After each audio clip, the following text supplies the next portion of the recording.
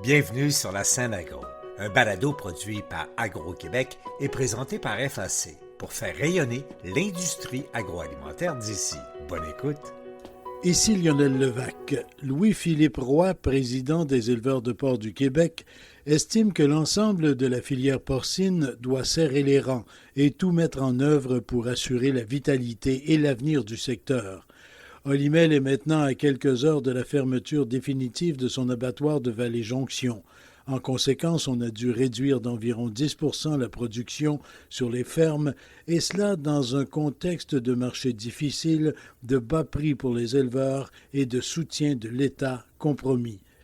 À l'occasion de la 10e édition du Porc Show, je me suis entretenu avec le président des éleveurs de porc du Québec, qui est également président de l'événement. Voici mon reportage. 10e édition, 10e succès pour le Porc Show. L'énergie que manifestent les membres de la filière porcine est surprenante, alors que l'on est à compléter la réduction de la production de quelques 10% à la suite de la décision d'Olimel de fermer son abattoir de Vallée-Jonction. La situation est difficile, certes, mais on ne sent aucun défaitisme des partenaires du secteur. Au contraire, on a l'esprit à la relance, une relance qui ne pourra pas se faire par la croissance. Il faut donc une grande solidarité au sein de la filière porcine pour garantir l'avenir. Le président du Porc Show, Louis-Philippe Roy, aussi président des éleveurs de porc du Québec, dans une entrevue que j'ai réalisée avec lui, en appelle d'ailleurs à une étroite collaboration de tous les partenaires du secteur. J'ai d'abord voulu savoir qui est Louis-Philippe Roy. Monsieur Louis-Philippe Roy, bonjour. Bonjour. Monsieur Roy, vous êtes producteur de porc, bien sûr. Vous êtes président de la Fédération des producteurs. Aujourd'hui, on dit les producteurs de porc du Québec. Quel type de production vous avez exactement chez vous? Moi, j'ai une entreprise d'insert-finisseur de 200 truies, une relève non apparentée. Donc, moi et ma conjointe, on a acheté l'entreprise en 2013. Donc, ça va faire bientôt 11 ans, le 1er janvier, qu'on est propriétaire. On produit annuellement 6 000 porcs par année. Des porcs qui étaient envoyés à Vallée-Jonction, mais dernièrement envoyés chez Asta. Vous êtes entré en production, donc, il y a 10 ans. C'était déjà la tourmente là, dans le secteur. Là. C'était déjà une période très difficile à l'époque, mais en même temps, comme jeune, je voulais pousser les limites de moi et ma conjointe, puis s'établir surtout en agriculture, de vivre le monde agricole. Donc, c'était un rêve qu'on avait, puis on a trouvé des producteurs qui étaient intéressés à faire un transfert non apparenté. Leurs enfants n'étaient pas intéressés, donc ils nous ont soutenus pour faire le transfert. Donc, ils nous ont donné un coup de main pour s'établir. Vous avez dit quelque chose d'important. Vous vouliez vous lancer en agriculture. Vous n'étiez pas du monde agricole. Non, on n'était pas du monde agricole. Mes parents travaillaient en génétique pour le groupe Solio à l'époque, mais pas comme propriétaire, vraiment comme employé de ferme. Donc, natif du coin de Rimouski, j'ai déménagé en Beauce, j'ai travaillé pour un producteur. J'étais avec la même conjointe depuis le secondaire, donc elle est venue à Québec aussi pour étudier en génie agro-environnemental à l'Université Laval. C'est là que le projet est venu commun. Donc, on a cherché un producteur qui voulait nous aider à faire un transfert de ferme. Donc, on est tombé sur Claude Gagnon, Marielle Baudouin, qui c'était la ferme CM Gagnon. Puis, dès la première rencontre qu'on a eue en 2009, mais il y a eu, je vous dirais, un clic parfait. Puis c'est là que j'ai commencé à travailler pour eux pendant 4 ans, pendant que ma conjointe faisait son bac à l'Université Laval. Puis en 2013, on a acheté. Et depuis cette décennie-là, vous n'avez pas eu de moment de découragement, pourrait-on dire? Je vous dirais que je suis quelqu'un d'optimiste de nature. Quand il y a des problématiques, quand on vit des crises, on essaie de se relever toujours. On l'a fait dans l'entreprise. Dès la première année que j'ai acheté, on a eu du SRP, syndrome respiratoire porcin, qui nous a impacté énormément. On a eu une perte de 300 000 $, beaucoup de mortalité au niveau de l'entreprise, au niveau des porcs. Donc, on vire souvent nos problèmes en positif pour voir comment on peut sortir des situations. On est capable de se sortir de ça, d'éradiquer le CRP, puis d'être aujourd'hui dans la production, d'être une ferme très performante. Donc, on est capable, malgré les défis, de se replacer puis d'être gagnant là-dedans. Vous êtes dans la région de Bellechasse, je pense. Oui, c'est en plein ça, municipalité Saint-Michel de Bellechasse. Et est-ce que vous êtes affecté, vous, directement, par les réductions d'achat de porcs vivants par Olimel? Bien non, moi, directement, vu que je fais partie du groupe des moyennes entreprises PME, on le gère par silo, donc les entreprises de grande taille sont gérées d'un côté et les petites entreprises PME d'un autre côté. Donc, c'est vraiment le programme de retrait qui va faire le travail pour baisser la production. Puis moi, je suis pas affecté par la baisse, mais je vais être affecté par le transport parce que mon coût de transport va être augmenté. Je vais contribuer davantage au coût de transport parce que les porcs qui sont de la région de Beauce, Bellechasse vont aller dans d'autres usines. Donc, on va avoir une augmentation des coûts pour l'ensemble des producteurs. Donc, je vais être touché également. Et ça, là, ça aboutit, là, si on veut, ce processus de réduction de la production, ça aboutit là, parce que Olimel, Vallée-Jonction ferme pour Noël. Oui, il va fermer le 20 décembre. Donc, c'est clair que les prochains mois, on essaie de trouver, de mettre en place des façons que ce soit plus facile pour les producteurs, mais il va y avoir beaucoup d'ajustements. Si on le comprend, il faut que les producteurs sur le terrain le comprennent également. Donc, après les fêtes, il va y avoir une période de port à l'attente qui est normale parce que les usines vont fermer pour les congés. Mais après ça, il va falloir travailler ensemble avec les producteurs, les transporteurs, également le transformateur Olimel pour s'assurer que personne ne soit laissé de côté et tombe dans une misère. Fait qu'il va y avoir une bonne période d'adaptation vu la situation. C'est la première fois qu'on vit ça, une fermeture aussi importante de l'usine comme Vallée-Jonction. Aujourd'hui, vous vous occupez non seulement de la situation sur votre entreprise et de tout ce que ça implique, mais vous avez sur le dos, pourrait-on dire, là, l'ensemble du contexte de vos membres là, à travers le Québec. Là. C'est clair que la situation est très difficile. On le sait, on est en bonne période de turbulence. Quand j'ai fait mes tournées de région cet automne, on était très transparent, très honnête avec la situation. Il y a une période difficile à passer, mais c'est d'être justement transparent, de dire l'état de la situation. On n'a pas de solution miracle, là, mais c'est de travailler tout le monde ensemble. Je pense qu'il y a une volonté de l'industrie de vouloir repositionner l'industrie, mais c'est sûr qu'on est en restructuration, donc il faut passer une étape à la fois, c'est évident. Le contexte mondial n'est pas facile dans le secteur porcin. Ça se répercute sur les ventes des producteurs de porc du Québec et ça se répercute sur les activités des entreprises, dont Olimel, bien sûr. Est-ce que dans un contexte comme celui-là, on aurait pu éviter quand même la fermeture de Vallée-Jonction? Je pense, vu le contexte, ça aurait été difficile.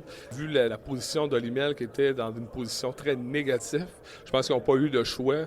Nous également, je pense qu'on est déçus de cette décision-là parce que les producteurs en Beauce qui étaient proches de l'abattoir avaient un coût de transport peu élevé. Mais malheureusement, tout ce qu'on se vit, la COVID qui est arrivée, la première abattoir touchée en Amérique du Nord, c'est au Québec. Le manque de main-d'œuvre, le manque de deuxième transformation nous a nui. Si ça serait à refaire, peut-être qu'on réagirait plus rapidement. Mais c'est clair que dans la situation qu'on est à matin, malheureusement, Vallée-Jonction devait fermer. Puis après ça, il faut continuer la restructuration. Où est-ce qu'on va être demain? Comment on peut améliorer le sort des producteurs, on peut ramener un prix à la ferme pour voir des investissements. Mais ça, c'est le travail surtout des transformateurs parce qu'ils doivent aller sur les marchés, s'assurer d'aller chercher le meilleur prix qu'on est capable d'obtenir pour payer nos producteurs. Mais malheureusement, ces temps-ci, la viande de porc dans le monde, elle vaut pas cher. Fait on les pognait un peu avec cette situation-là où on veut être payé le plus cher possible, mais où que la valeur de la viande pour le consommateur est très peu élevée. Donc, il va falloir voir une diminution de la production à travers le monde pour revoir le prix du porc à la hausse. Oui, justement, le problème en est peut-être en bonne partie du moins, de surproduction actuellement. Les marchés sont saturés. Là. Bien, c'est clair qu'il y a une saturation des marchés. On a vu différents pays qui ont réduit également. C'est pas juste au niveau du Québec, Canada. Donc, ça démontre que dans le marché, c'est difficile. Mais après ça, comme filière québécoise, comment on peut retomber sur nos pattes, comment on peut réinvestir, comment on peut travailler ensemble pour s'améliorer. Je pense que l'avenir pour les prochaines années, c'est de faire ça, puis arriver à la prochaine convention de mise en marché et avoir un prix compétitif pour nos éleveurs. Pour quelqu'un qui est optimiste, vous êtes servi. Là, il faut être optimiste. Là. Il faut être optimiste, mais la beauté de la chose, c'est je ne suis pas tout seul à porter cet optimisme-là. C'est qu'il y a des gens qui veulent travailler, qui veulent trouver des solutions, malgré que c'est difficile. Les gens de mon conseil d'administration, tout le monde veut travailler de cette manière-là. On parle avec les transformateurs, on parle avec le gouvernement. Tout le monde veut trouver des solutions parce que la recette miracle, moi je ne l'ai pas, c'est tout le monde ensemble. On va être capable de trouver des solutions et ramener de l'argent aux producteurs dans leur poche. C'est ça l'idée derrière tout ça, c'est qu'il faut être optimiste, mais il faut que tout le monde travaille dans le même sens. C'est rare, c'est arrivé très rarement dans l'histoire agricole québécoise que l'on doive réduire une production comme celle-là.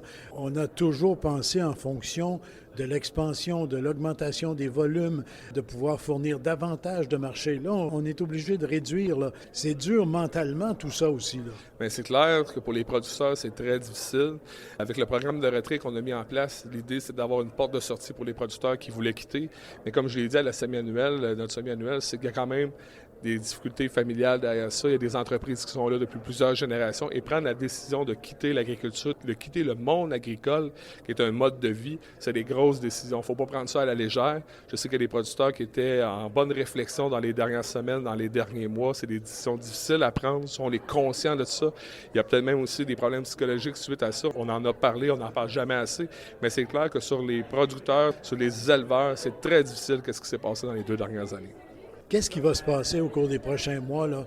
Période de stabilisation, pourrait-on dire, là, on va se faire véritablement, l'industrie va se placer dans ce nouveau contexte-là? Bien, premièrement, il faut finaliser le programme de retrait, finir la réduction.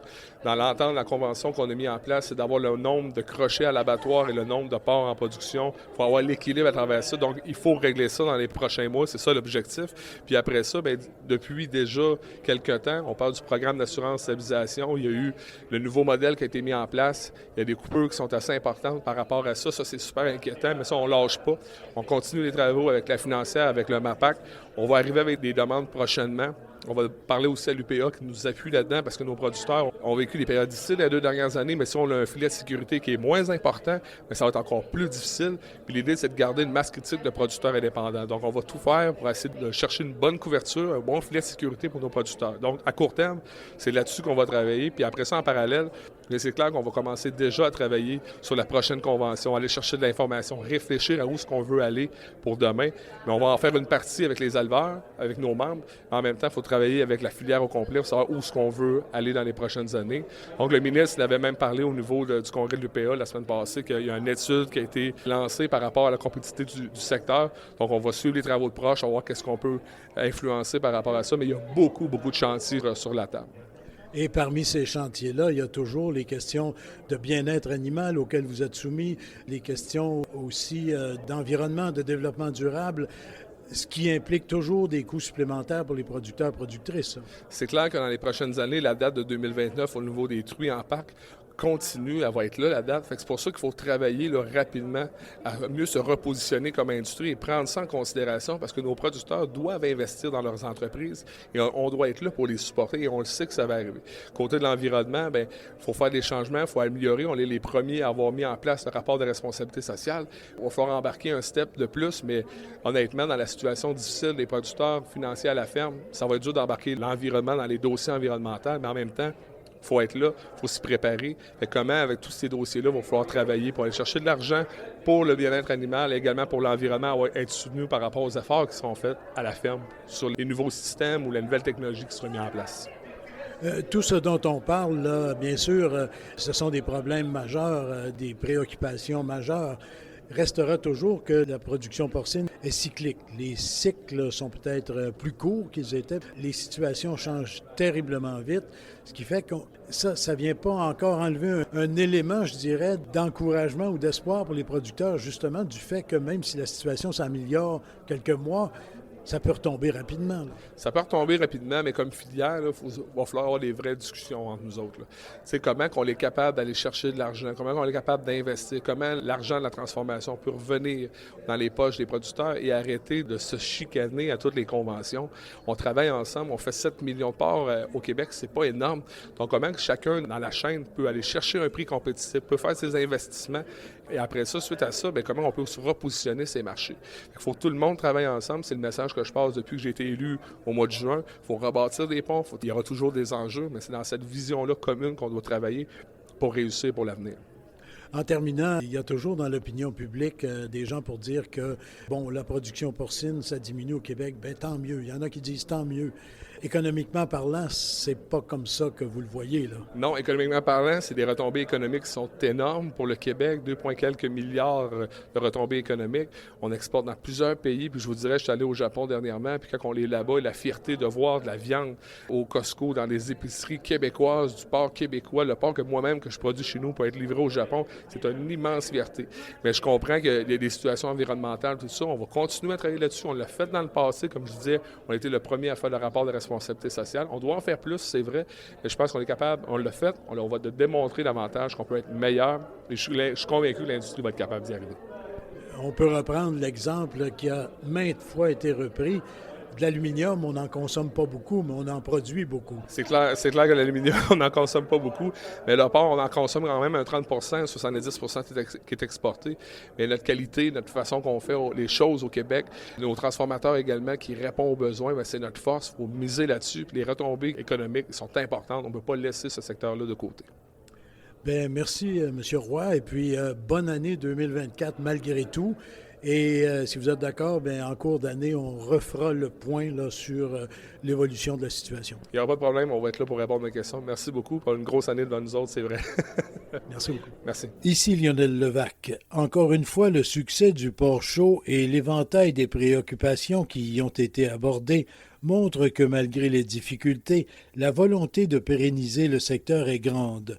On est prêt à le faire en continuant d'améliorer les conditions de bien-être des animaux et en adoptant des pratiques écologiques et durables.